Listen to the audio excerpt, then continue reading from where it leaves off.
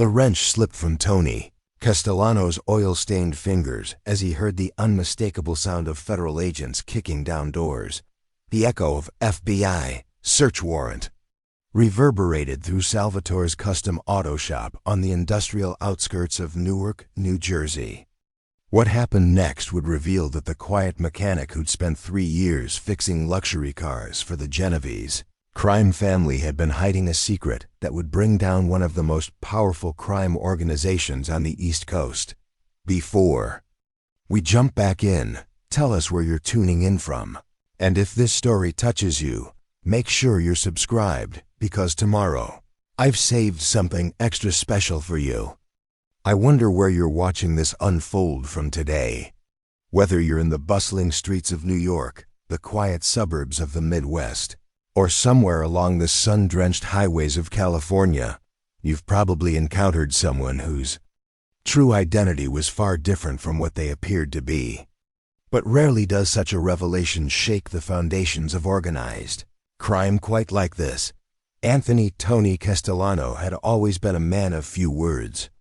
At 34, his weathered hands told the story of countless hours under car hoods, his calloused fingers speaking a language of precision that only came from years of working with intricate machinery.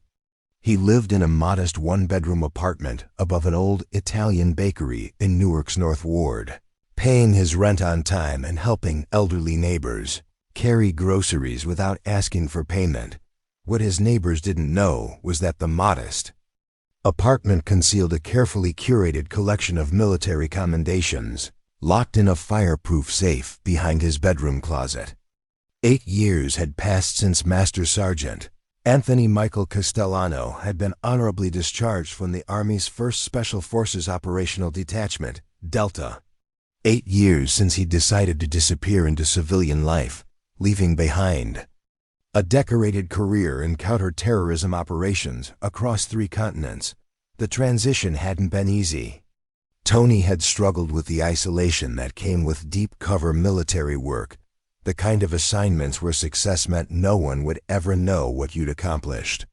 The VA counselors had recommended group therapy, but Tony found his meditation in mechanical repair work, the same patience and precision required to diagnose a misfiring carburetor had once served him well disarming improvised explosive devices in hostile territory. Tony's path to Salvatore's custom auto shop began through a Veterans Administration job placement program. The recommendation came from Father Michael Torino, a Navy chaplain turned parish priest who ran a program helping veterans transition to civilian careers. What the well-meaning priest didn't know was that Salvatore Benedetto was a capo in the Genovese crime family, and his custom auto shop served as much more than a legitimate business. Tony's first day revealed the true nature of his new workplace. Immediately, the vehicles weren't typical customer cars, but high-end BMWs, Mercedes-Benzes, and Cadillacs belonging to men with names like Vincent the Fish Torino and Michael Mickey Nails Rossini. The modifications weren't standard performance upgrades, but specialized alterations, hidden compartments for contraband, armor plating for protection, electronic countermeasures to defeat police surveillance. You don't see nothing, you don't hear nothing, you just fix what needs fixing. Sal had explained during Tony's orientation, his thick New Jersey accent carrying unmistakable menace. We got a good thing going here, and everybody who works for me keeps their mouth shut and their eyes on their own business.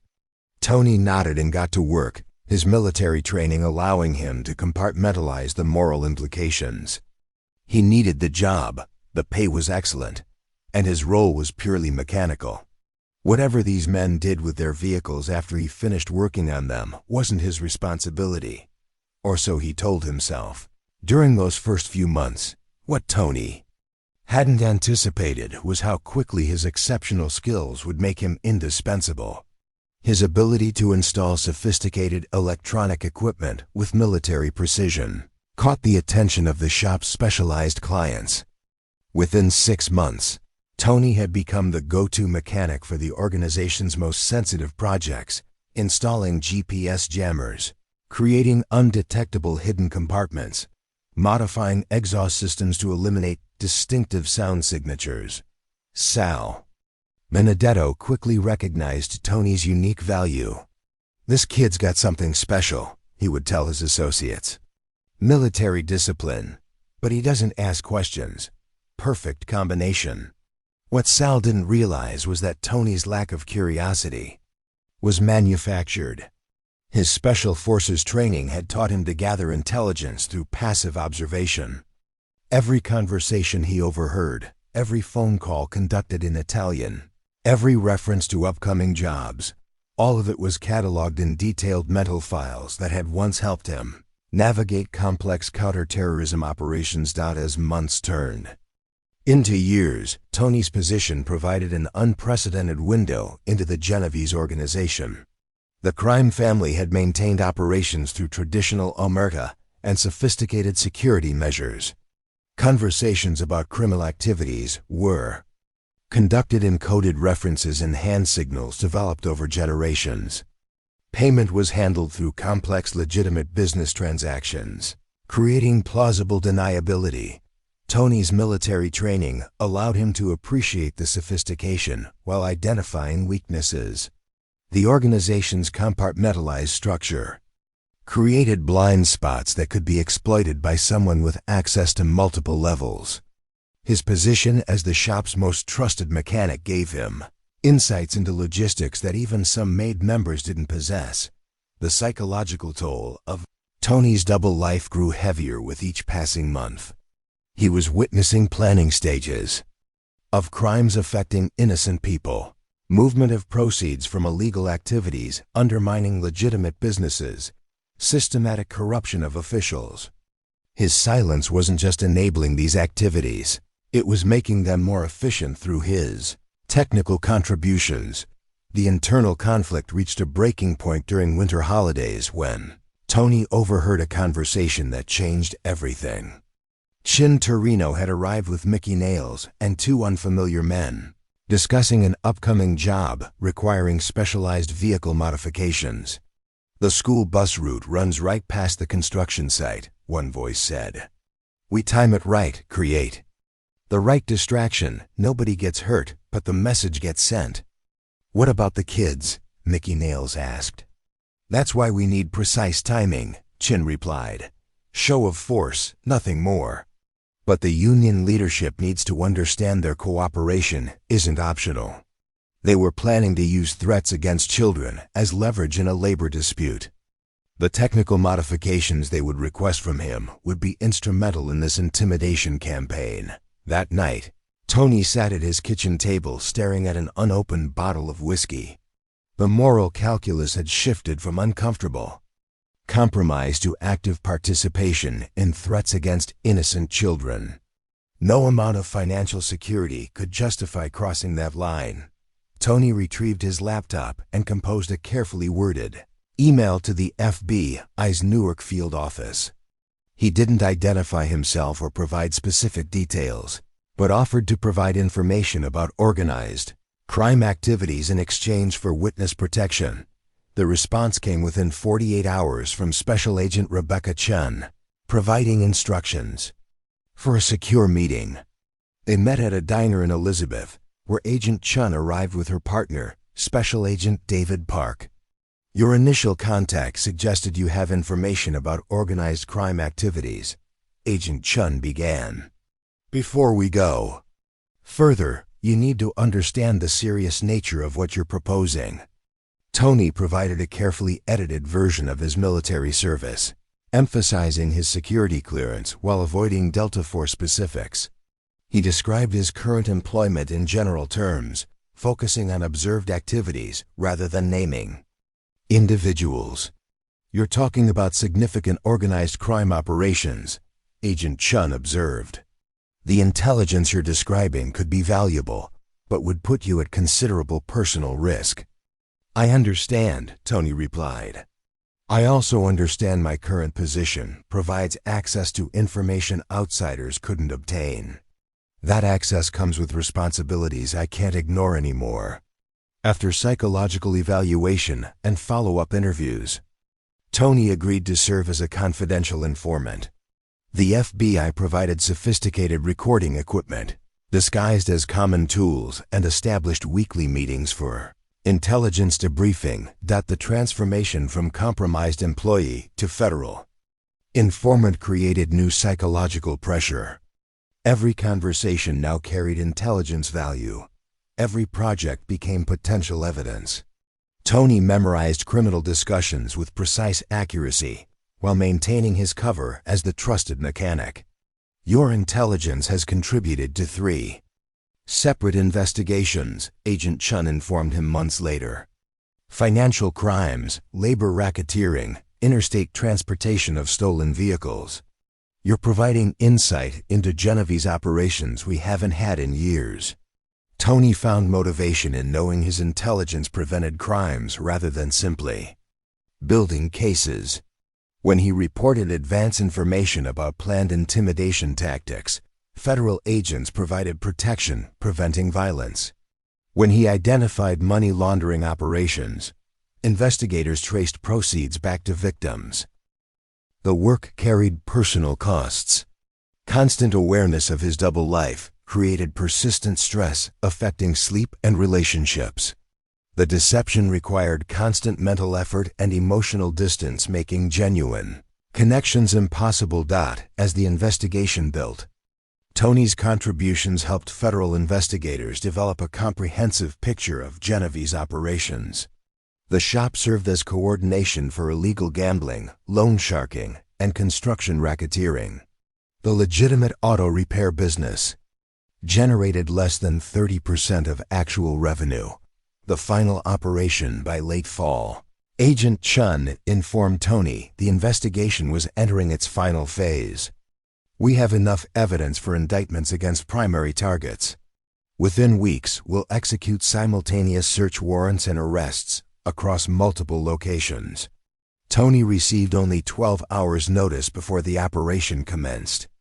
Agent Chun contacted him using emergency protocol, instructing him to report normally, but position himself near the shop's rear exit when agents arrived. The morning proceeded normally until 10:30 a.m., when multiple vehicles arrived simultaneously outside. Tony positioned himself near the rear service door while maintaining work appearance on a brake system. FBI search warrant. Federal agents entered through multiple entrances with tactical coordination evident in their speed and efficiency. Sal Benedetto emerged from his office with visible hands, showing resignation rather than surprise. Mickey Nails immediately cooperated with instructions. Other employees reacted with varying shock and confusion. Tony watched Agent Chun approach Sal with an arrest warrant. Salvatore Benedetto, you're under arrest for racketeering, money laundering, and conspiracy to commit extortion. Sal's eyes found Tony positioned near the rear exit. The older man's expression shifted as he processed the implications. The trusted employee had been the intelligence source bringing down his operation. You, Sal said quietly, voice carrying disappointment and respect. 3 years. 3 goddamn years you were feeding them information. Tony met his former employer's gaze directly. I'm sorry it had to be this way, Sal. You treated me well. And I won't forget that. But I couldn't keep enabling what this place really was. Agent Park approached Tony with instructions to exit through the rear door where U.S. Marshals waited to begin his transition to protected witness status.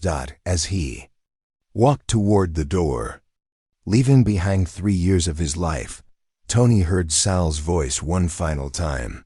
Take care of yourself, kid. Remember, everybody makes choices. I hope yours work out better than mine did. The aftermath and resolution, the arrests were part of a coordinated operation resulting in charges against 43 Genovese crime family members. Tony's 3 years of intelligence contributed to convictions on racketeering, money laundering, extortion, and illegal gambling charges, disrupting activities generating millions in illegal proceeds. Salvatore Benedetto received 12 years in federal prison after pleading guilty in exchange for cooperation. His testimony, combined with Tony's intelligence, helped build cases against higher-ranking members, including Vincent Chin Torino, who received 25 years. Tony's transition to witness protection required 6 months of adjustment. The U.S. Marshals relocated him to the Pacific Northwest with a new identity as Michael Anderson. He found employment at a specialty garage serving recreational vehicle enthusiasts. Using his mechanical skills for purely legitimate purposes, the psychological healing took longer than practical relocation. A trauma specialist helped Tony process complex emotions about betraying people who trusted him. "You were in an impossible situation," she explained. "You chose the option preventing harm to innocent people while holding criminals accountable." 2 years later, Tony learned Sal had been granted compassionate release due to health problems. Agent Chun assured him Sal posed no threat. Having expressed understanding about Tony's situation to others, that his new life developed its own rhythms. He volunteered at a veteran center providing mechanical instruction to homeless former service members. The work combined technical expertise with desire to serve something larger than himself. He began dating Sarah Mitchell, a veterinarian who appreciated his thoughtful approach to moral questions. His volunteer automotive repair workshop became one of the Veteran Center's most popular programs, helping dozens develop marketable skills. The investigation's ripple effects continued for years. Construction industry racketeering schemes were dismantled, illegal gambling operations shut down, labor unions freed from criminal influence. Agent Chun often cited Tony's case in training programs, explaining how the most valuable informants aren't necessarily career criminals but decent people deciding to do the right thing despite personal risks. Tony found unexpected opportunities for personal growth and authentic relationships his previous life had made impossible. For the first time since military discharge, he could be genuine without compromising investigations or endangering safety. Sometimes the most powerful revelations come from the quietest people. Here in America, we forget everyone carries hidden chapters we can't see. The mechanic fixing your car might be a former special operator. The quiet man on the bus could have saved lives in combat. The unassuming employee might be the one ensuring justice prevails over criminal intimidation. If you were in Tony's position, would you have made the same choice to risk everything for what's right? Let me know in the comments below. If you enjoyed this story of quiet courage and moral conviction, don't forget to subscribe and become part of our community celebrating those who choose integrity over personal safety. Up next, you've got 2 more standout stories right on your screen. If this one hit the mark, you won't want to pass these up. Just click and check them out. And don't forget to like, subscribe, and turn on the notification bell so you don't miss any upload from us.